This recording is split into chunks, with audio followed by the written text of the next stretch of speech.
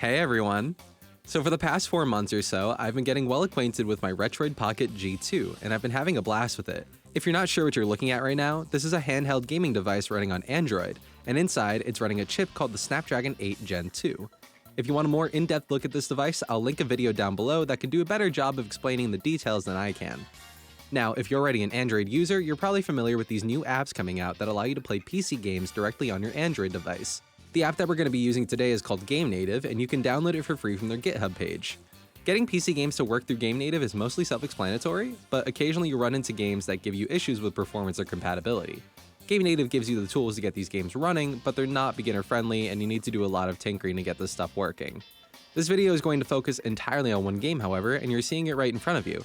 Sparking Zero is a game that's very special to me. I've put well over 100 hours into it on both my PC and my old Steam Deck. I kind of assumed running this game on this device was out of the question, but for the past few days I've been tinkering around, trying to get it to run, and I've gotten to a point where I can play pretty much the entire game at 30 FPS with pretty minimal issues. I know the popular solution for playing this game on Android has been to emulate the Switch version, but I didn't want to do that. I feel like Switch emulation isn't really consistent enough for a game like this, and I already had a cloud save on my Steam account that I wanted to play on here, so GameNative was my solution. I will warn you now, this is not a plug-and-play experience and it requires a lot of tinkering to get done. However, I really encourage you to try this for yourself if you have the game on Steam and a device like this to run it, because honestly, it's pretty surreal playing this game on such a small device. Now, in order for us to get started, you're going to need GameNative installed on your device, and I highly recommend getting a good, fast microSD card as well.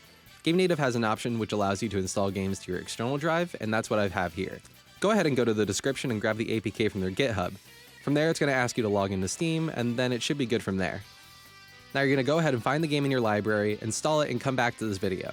I will warn you though, the download may take a long time. For me, it took about an hour. Now before we move on, there's another link in the description I want you to click on. It's for a GameNative config file for this game specifically. It's going to be named like sparking0.json or something. Once you have it downloaded, we're going to click on the little gear icon next to the game and scroll down to import config. You can also use the known config option as well, but I've made a couple tweaks to the known config that I'm personally more comfortable with. Now once you've got the game and config installed, you're going to want to run it once and get to the main menu. Then you're going to close it again. This step is needed so that you can have access to the config files that we're going to change to get it to run at 30 FPS.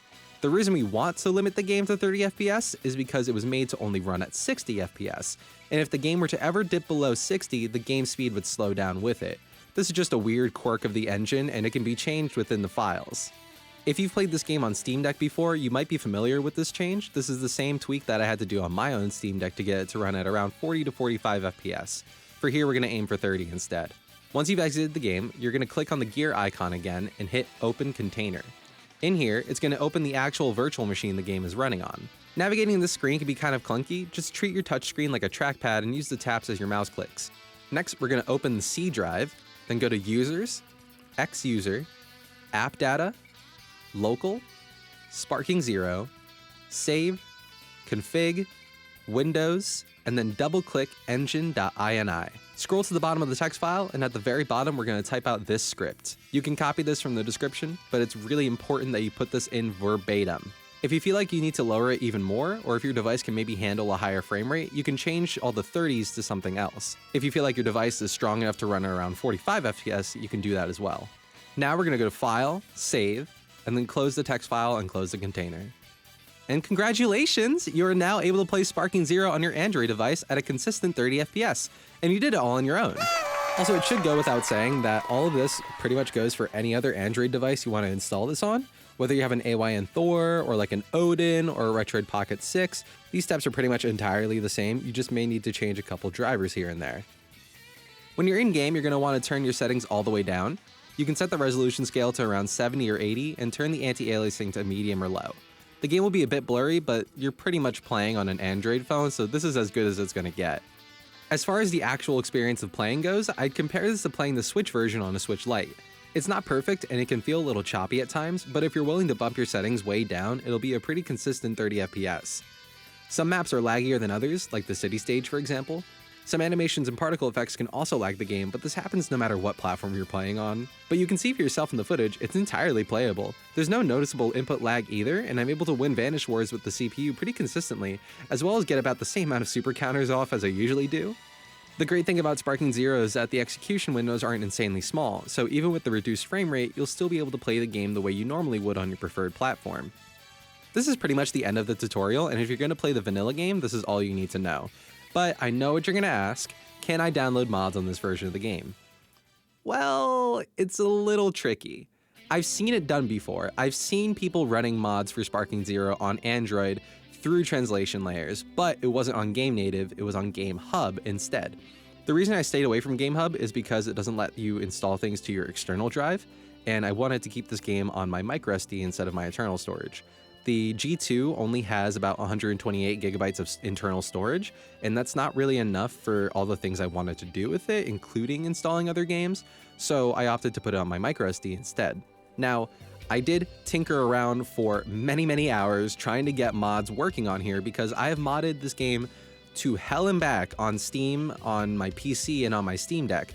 But I'm just not able to get it working on here for some reason. Normally when I install mods, I do it all manually. I don't use a mod loader like Unverum or Sparking Mod Loader or anything. I just kind of copy paste files as I want to, and I find it's easier for me. However, when I started doing that on this device, it would crash every time I loaded in the Nimbus mod loader. Now, I'm not going to go into depth about Sparking Zero modding in general because that's a whole other topic, but if you want to look into that, you can look into that, but I don't think it's going to work through GameNative right now. The furthest I was able to get was the UTOC bypass, and I was able to install that just fine and the game would run. However, when I would install the mod loader on the game files, it would crash on startup. If you want to get mods working, I'll link a video down below of a guy doing it, but it's on GameHub and also it's not in English. So you're going to have to kind of interpret his words and follow along with the tutorial visually. And that's pretty much going to be it. Thank you so much for watching. I hope this was helpful. Next time I do a video like this, I'll probably try to get Xenoverse 2 running on here as well. And I'm going to attempt to get mods working on there as well. If any of you have any questions, feel free to leave a comment down below, and if you know the solution to a question, maybe you can answer it yourself. Thank you again for watching, and I'll see you next time.